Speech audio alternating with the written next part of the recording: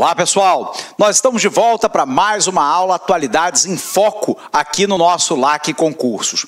Na nossa aula de hoje, a gente vai abordar aí um tema extremamente polêmico que muda parte da geopolítica do Oriente Médio, que, como nós sabemos, é uma área aí extremamente sensível, né, no mundo como um todo. É a transferência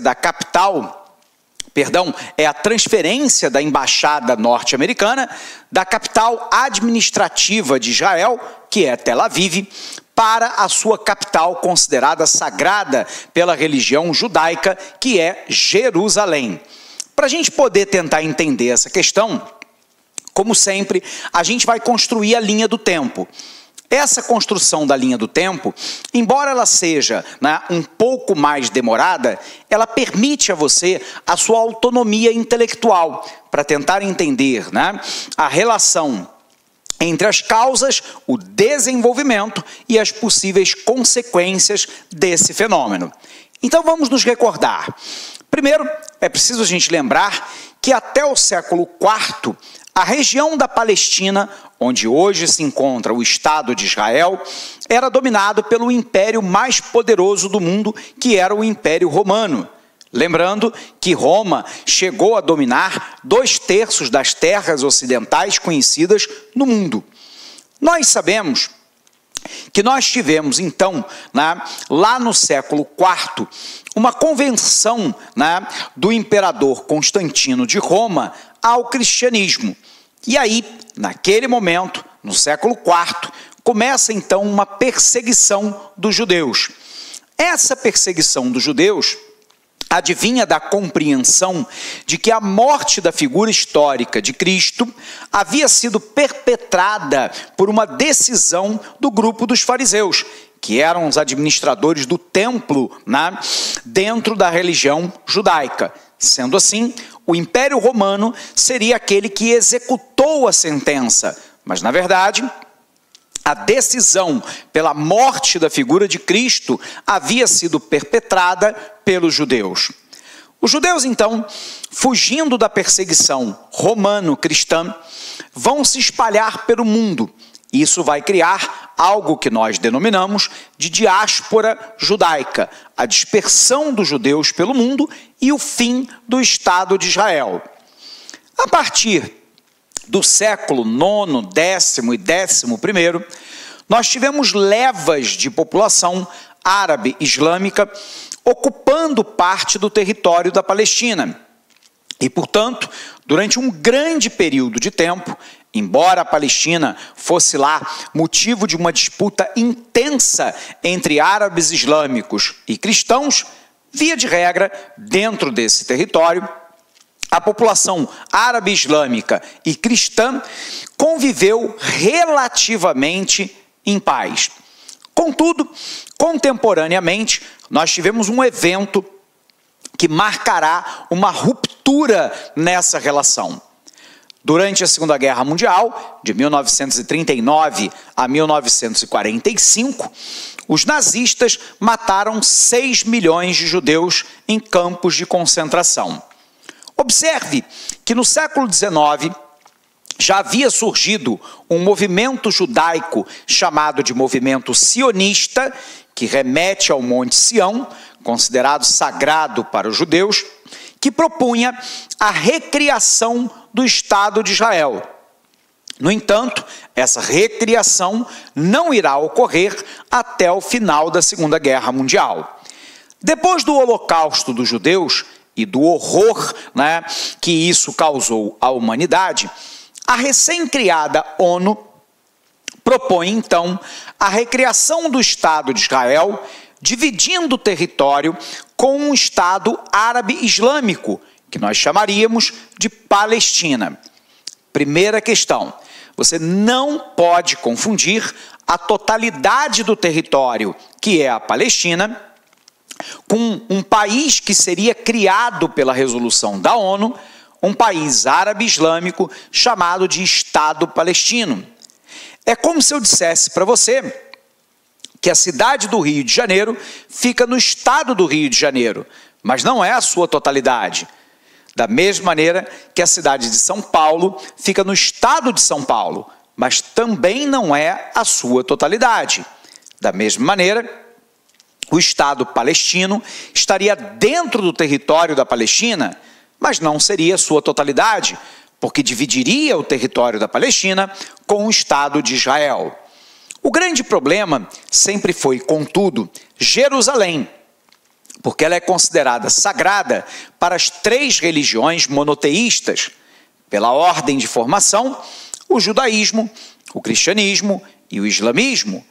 Como ícone do judaísmo, você tem o Muro das Lamentações, antigo muro do templo sagrado de Israel. Por um outro lado, você tem o Santo Sepulcro, onde teoricamente a figura de Jesus fora enterrada. E finalmente, nós temos a esplanada das mesquitas de Al-Aqsa, considerada sagrada pelos islâmicos, de onde Maomé, o profeta Mohammed, foi assunto aos céus. A proposta da ONU era uma divisão do território da Palestina, onde a faixa de Gaza e a Cisjordânia pertenceriam ao Estado palestino, o restante do território pertenceria a Israel e Jerusalém seria uma capital internacionalizada, provavelmente sob o controle da própria ONU. Vamos ver como é que isso funciona? Vem para cá. O que a gente tem então, né? A gente tem lá o que nós chamamos de território da Palestina. Esse território da Palestina, mais ou menos nesse formato. A proposta da ONU, então, é que a região que nós conhecemos como faixa de Gaza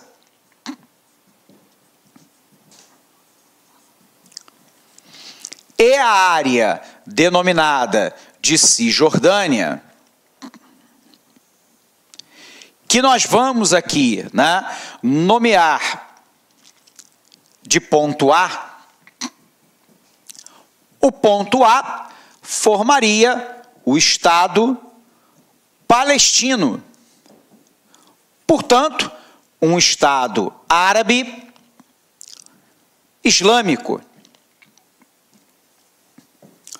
Por um outro lado, o restante do território, essa área aqui achurada, seria o Estado de Israel. Portanto, um Estado semita, um Estado judeu. A grande questão, né, no entanto, seria Jerusalém. Jerusalém fica dentro do território da Cisjordânia. Porém, a proposta da ONU era que Jerusalém virasse uma capital internacionalizada.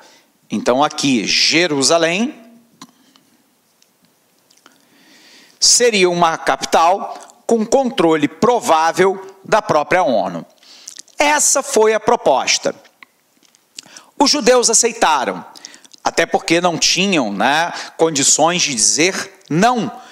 Depois do massacre dos judeus na Europa, com o Holocausto da Segunda Guerra Mundial, judeus do mundo inteiro afloraram para o território da Palestina, lutando pela criação ou recriação do Estado de Israel.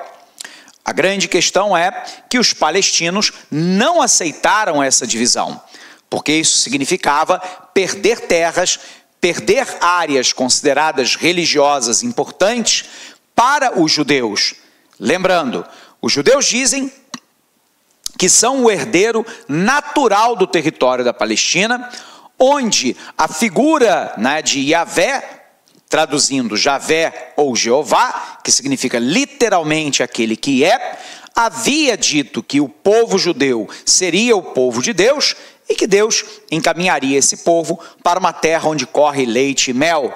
Essa terra é o território da Palestina e, portanto, os judeus, sobretudo os mais ortodoxos, consideram que a totalidade do território da Palestina lhes pertence e que o fato do Estado de Israel ter deixado de existir durante um determinado período de tempo, na verdade séculos, não significa dizer que o povo judeu não tenha o direito, né, à posse dessa terra, que segundo os judeus lhes foram dadas pelo próprio Deus. Por um outro lado, os palestinos que ocupam esse território, né, há mais de 900 anos, Óbvio que alegam que esse território também lhes pertence. Comparativamente, grosseiro modo, é como se eu dissesse para você que nós, brasileiros, né, estamos no nosso país há 518 anos. Observe lá que os indígenas brasileiros estão aqui há muito mais tempo. No entanto, a imensa maioria dos brasileiros, né, não titubearia em dizer que esse território nos pertence. Observe, então, que, guardadas as devidas proporções, o povo palestino se considera também como dono proprietário desse território. Quando os palestinos não aceitam a proposta de partilha da divisão da Palestina, em 1948, um líder sionista chamado Davi Ben-Gurion declara unilateralmente a criação do Estado de Israel. O problema é que o Estado de Israel foi criado, mas o território da Palestina, o Estado da Palestina, não foi criado até os dias de hoje. Israel, ao longo do tempo, se tornou a principal potência militar de todo o Oriente Médio. A área do Oriente Médio é uma área particularmente sensível. É uma área onde nós encontramos mais ou menos 65% do petróleo mundial.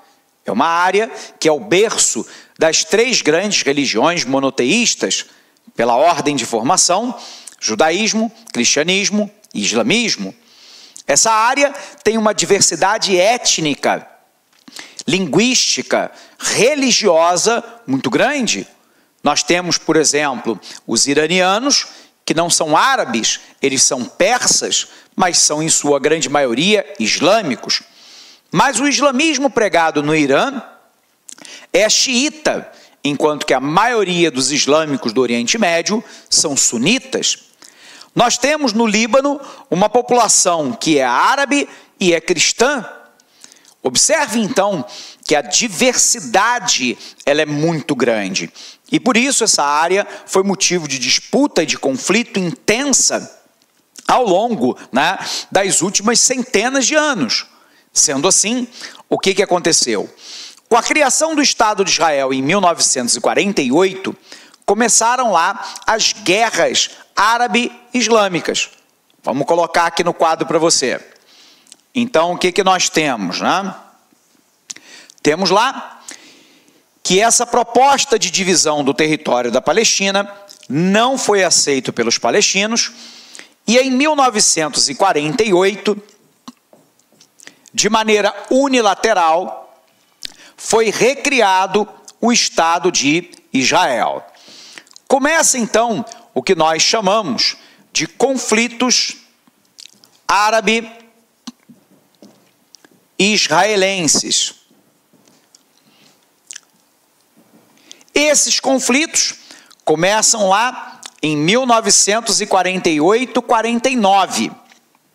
Em 48-49, a Síria e o Egito resolveram agir para impedir a expansão do Estado de Israel.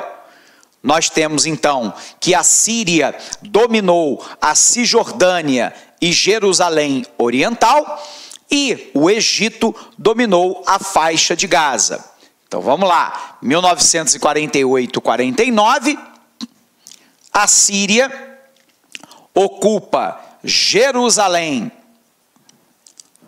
Oriental e a Cisjordânia,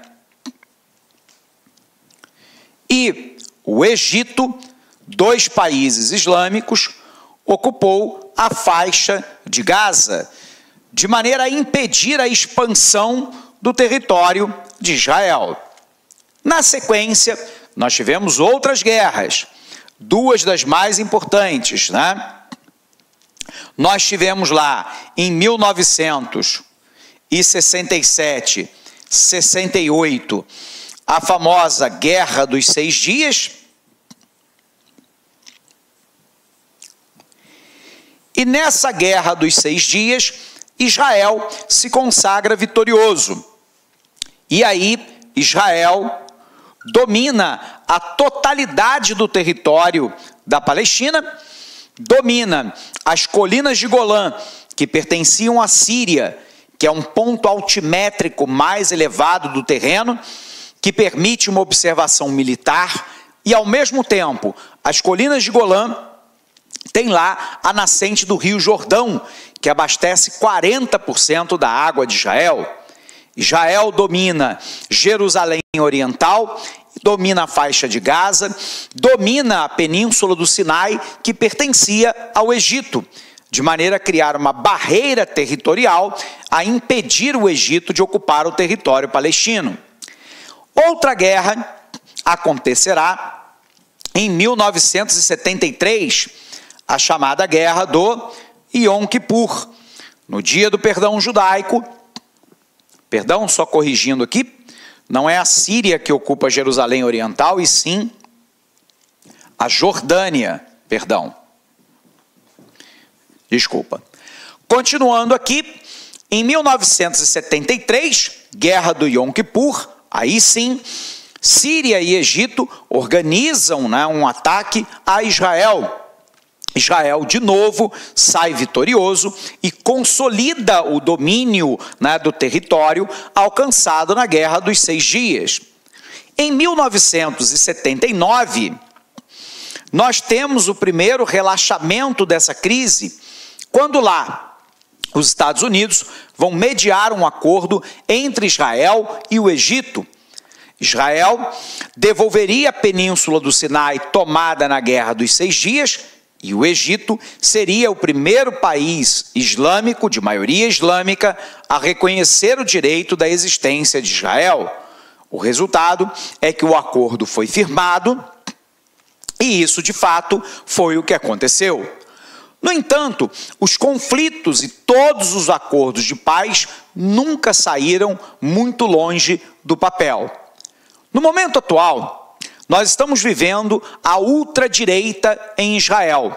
O atual primeiro-ministro, Benjamin Netanyahu, ele é contra a formação de um Estado palestino nos moldes propostos pela ONU em 1947. Por exemplo, Israel não aceita devolver o controle sobre o Rio Jordão e sobre as nascentes do Rio Jordão, que fica lá nas colinas de Golã. Israel não aceita que o Estado palestino tenha um exército. Israel não aceita a volta dos emigrados palestinos, ou seja, aqueles que fugiram das guerras desde 1948 e 49 e que agora querem voltar para um futuro Estado palestino. O argumento é que se esses emigrados, que são lá em torno de 6 a 8 milhões, voltarem, os judeus serão minoria no território da Palestina. Israel não aceita a devolução de Jerusalém Oriental. Israel considera que Jerusalém Oriental é sua capital indivisível e eterna do Estado judaico. Por um outro lado, Israel também não aceita a devolução de boa parte do território da Cisjordânia, que foi tomado dos palestinos. Bom, então observe lá as condicionantes de Israel.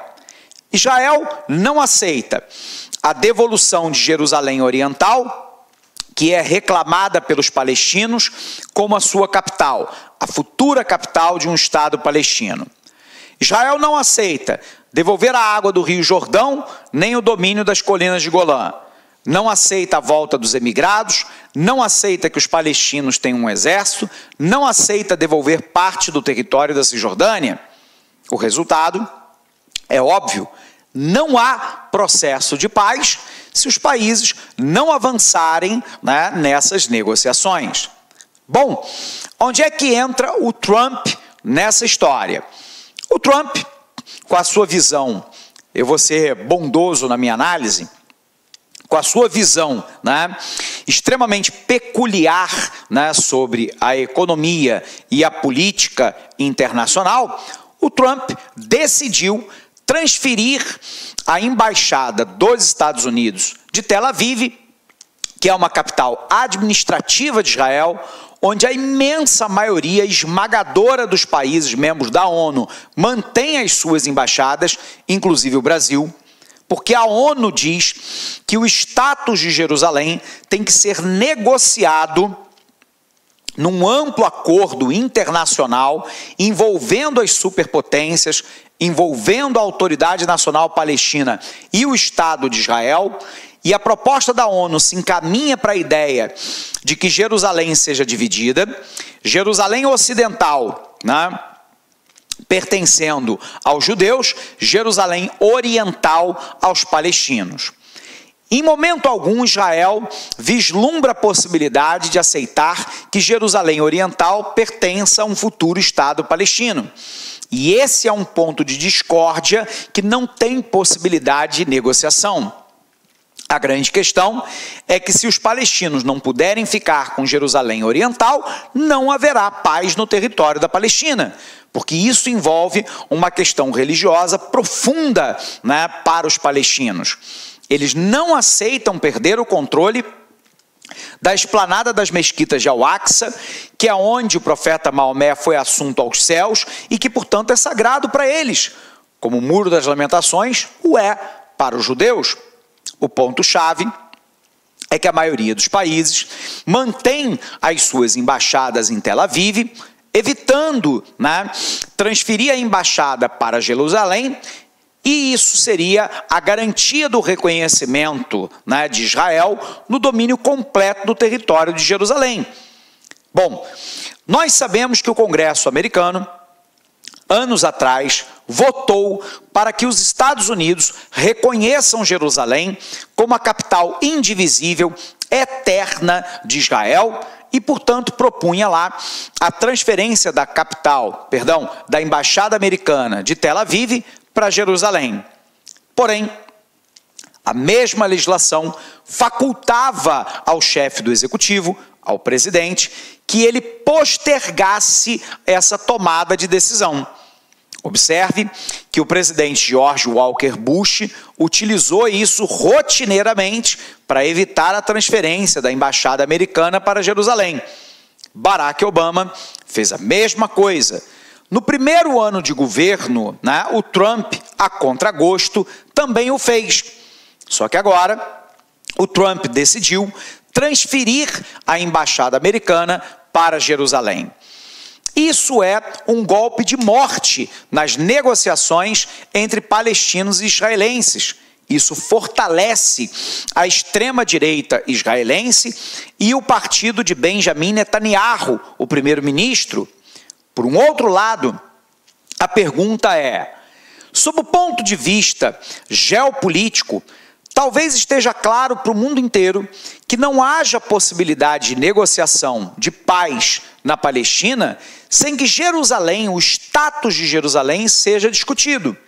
Por que Trump toma a decisão de transferir a embaixada? Óbvio, é agradar o único grande aliado dos Estados Unidos para valer no Oriente Médio, que é Israel. Israel é o único país não árabe israelense de todo o Oriente Médio. Portanto, é a ponta de lança dos interesses americanos na região. Embora os Estados Unidos tenham outros aliados, como por exemplo a Arábia Saudita e o Kuwait, Israel é emblemático por ser um país não islâmico, não árabe islâmico. Por outro lado, Israel é inimiga histórica da Síria e do Irã, que por sua vez são dois inimigos históricos dos Estados Unidos. Então, fortalecer Israel é também se contrapor contra os interesses iranianos e sírios nessa região. Por um outro lado, a Síria é uma aliada histórica, né, da Rússia, primeiro da ex-União Soviética e atualmente da Rússia. Quando Trump, né, fortalece a posição de Israel, ele faz um contraponto ao poderio da Rússia no Oriente Médio. Lembrando que a Rússia tem um contrato de venda de armas de 6 bilhões de dólares ao ano para o regime sírio, bloqueia no Conselho de Segurança da ONU toda e qualquer sanção ao regime do ditador Bashar al-Assad na Síria, E a Rússia mantém um porto militar em território sírio. Quando os Estados Unidos fortalecem Israel, quer também mandar um recado para a Rússia, que não vai permitir a expansão de grupos opositores ao poder americano e israelense nessa região. Mas Trump também agrada a extrema-direita e a direita nos Estados Unidos. Muitos movimentos religiosos judeus e cristãos mais conservadores dentro do território americano apoiam a pretensão de Israel sobre Jerusalém. No momento em que o governo Trump se vê bombardeado por uma denúncia clara de que o governo de Vladimir Putin interferiu nas eleições americanas, nas investigações do Federal Bureau de Investigação, o FBI americano, no momento em que a economia americana não vive um mar de rosas, o governo norte-americano chama a atenção para uma questão externa, que poderia, em tese, unir os conservadores americanos, inclusive os religiosos, em torno do governo Trump. Então é também para agradar parte do eleitorado interno. E, em parte, é para destruir o legado de Barack Obama. Isso precisa ficar muito claro. Barack Obama tem um conjunto de decisões políticas e econômicas que contrariam os interesses do setor mais conservador e liberal e neoliberal americano.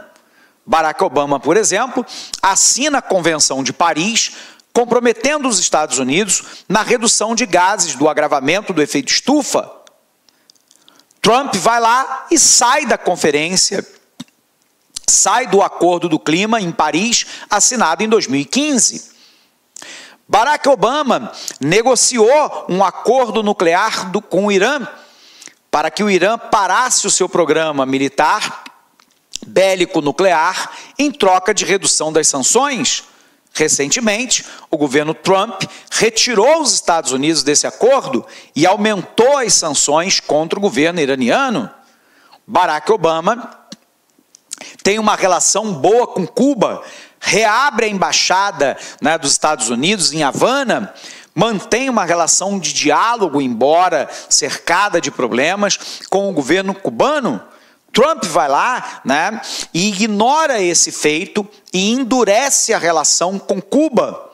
Então observe que trata-se também de desmontar o legado deixado por Obama. Obama, por exemplo, lutou para tentar um acordo de paz entre judeus e palestinos, não conseguiu, mas Barack Obama nunca cogitou a hipótese de transferir a embaixada americana de Tel Aviv para Jerusalém. Trump vai lá e faz. Então, é um mecanismo também, sob o ponto de vista da política interna americana, de desmontar o legado do seu antecessor, por mais desastrosa que, na minha opinião, esse conjunto de medidas venha a trazer para o futuro do Oriente Médio. Legal? Vamos revisar? Então vamos apagar aqui, pessoal, para a gente ver um pouquinho daquilo que nós falamos ao longo desta aula. Vamos botar o nosso material aqui. O que a gente tem?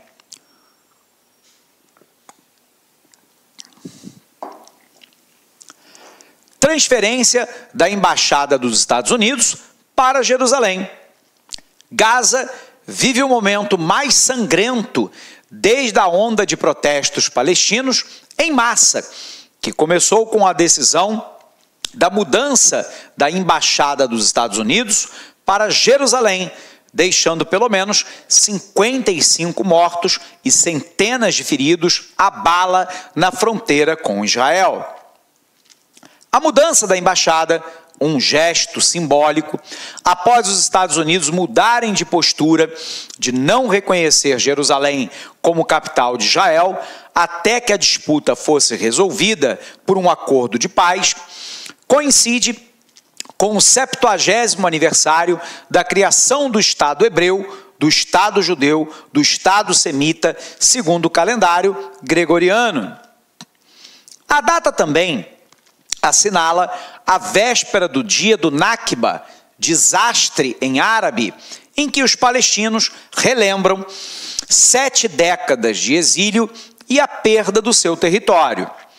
Transformado em potência militar hegemônica do Oriente Médio, e embora busque uma aproximação com a Arábia Saudita e outros países muçulmanos sunitas contra o Irã e seus associados xiitas, em 70 anos de existência, Israel só conseguiu selar a paz com 2 vizinhos, o Egito e a Jordânia, permanecendo, de resto, isolado nessa região.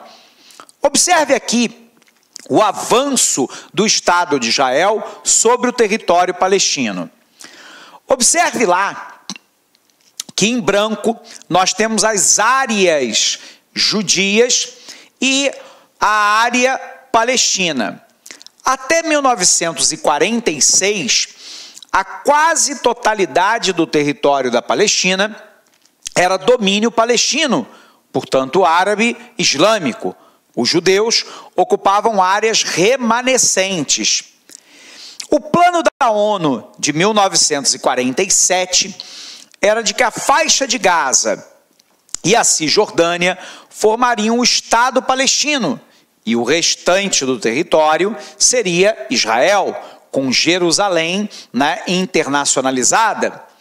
Observe lá que de 1949, nas guerras árabe-islâmicas contra os judeus e na Guerra dos 6 Dias, 67 e 68, Israel ampliou seu território, mordendo parte do território da Cisjordânia e da faixa de Gaza, que pertenceriam à Palestina.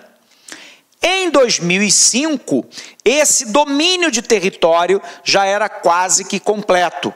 E aí os palestinos dizem, não há possibilidade de acordo de paz se essa situação proposta pela ONU em 47 não seja retomada.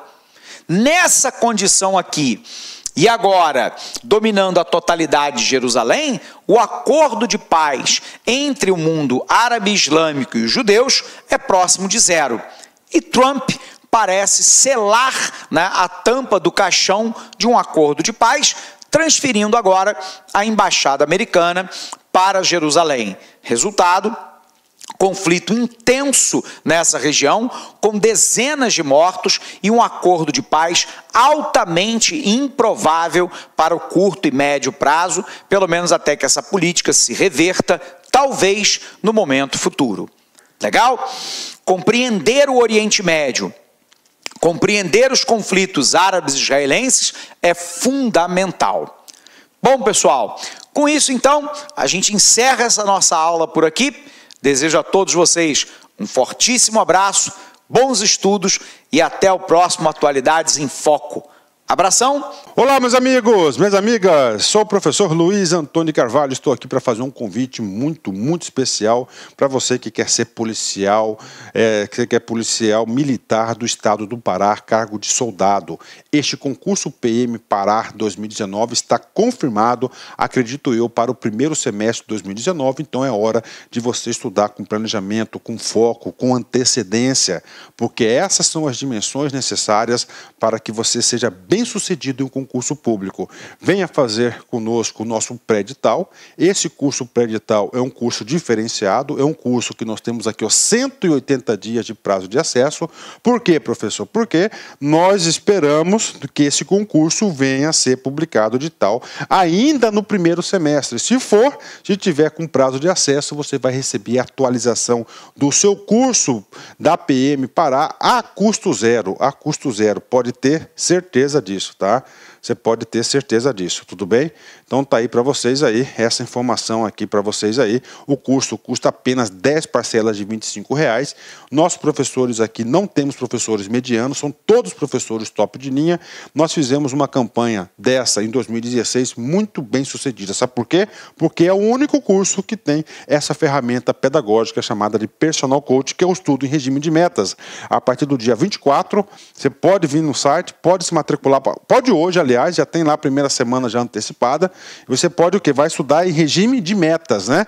Ah, professor, passou do dia 24, perdi aula. Não perde aula, porque todas as aulas são gravadas, editadas e ficam à sua disposição. Bacana, pessoal. Eu espero vocês aqui na Lá Concursos. Um forte abraço, fique com Deus. Tchau, tchau.